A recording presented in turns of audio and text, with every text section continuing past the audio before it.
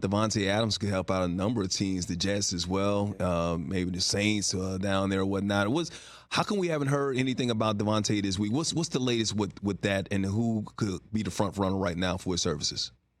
Well, look, the Raiders want a whole lot for him, but the problem is they don't have a whole lot of leverage right now. I think that they're hoping that they can get, a second round pick and maybe some more after that. But if you understand that the guy doesn't want to be there and the team is shopping him, you're not going to just cough up a premium picks. You're going to wait for the price to go down. You'll wait closer to the deadline when things are a little more desperate, and maybe the Raiders are more willing to come down on their asking price. But you do have a number of teams that he would be able to help.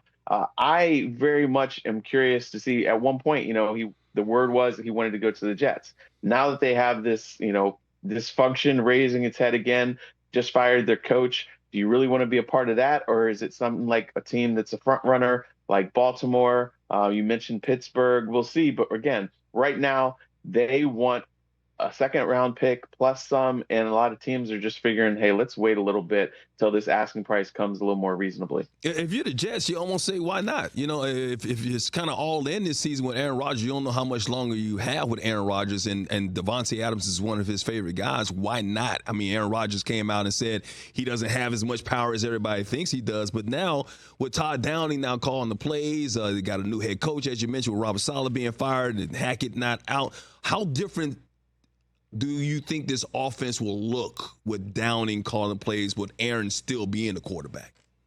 Well, that's the thing that's going to be really interesting, because the reason why Nathaniel Hackett was here is because he is buddies with Aaron Rodgers and was going to run what Aaron Rodgers wanted.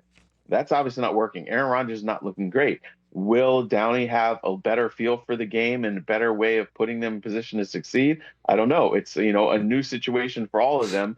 Rodgers, he is a guy who's seen and done it all, but we saw him get fooled a number of times last week by a really aggressive and creative defensive coordinator and Brian Flores. So it's not just on the play caller. Rodgers has got to be better. But look, if this offense is still sputtering, then maybe they will pick up the phone and say, fine, we'll give you whatever we want. We need another game changer opposite Garrett Wilson to try to help this offense get rolling. And once again, if the Jets win the game despite everything that's going on Monday night, they'll be in first place in the AFC East. I was talking before I had you on about the importance of this game for the Eagles against the Browns, and especially Nick Sirianni, who's on the hot seat right now, just 2 seasons after leading his team to the Super Bowl.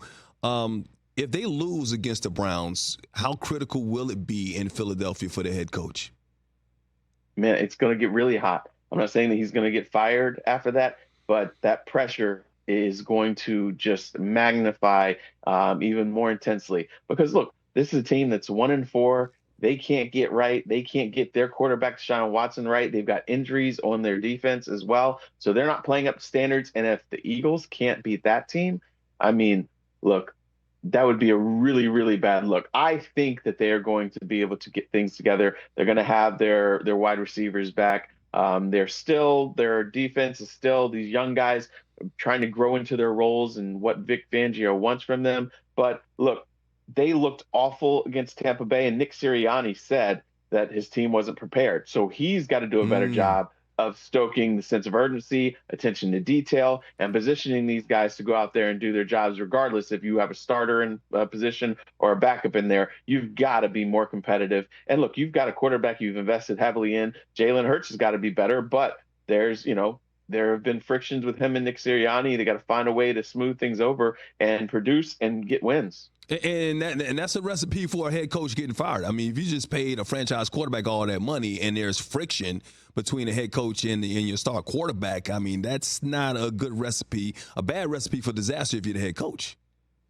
No, it definitely is. And look, this is something that they have downplayed. There was talk about it last year, rumblings and everything, and they said that they were fine. But look, Brian Johnson was the offensive coordinator who had a really strong relationship with Jalen Hurts. Then he became the scapegoat, even though Nick Sirianni's offense. But Sirianni really struggled to kind of seem like to counterpunch once the defense has figured him out. So basically, he benched himself and brought in Kellen Moore, but we're still not seeing the explosiveness and the cohesion that you would have thought from this offense. So yes, Nick Sirianni's got to figure out how to get this thing right. again, that relationship with Jalen Hurts is extremely important. And we'll see if he can, if the bye week helped them, figure out what was missing in their approaches. Catch the Rich Eisen Show every single day on the Roku Channel, 12 to 3 Eastern, for free.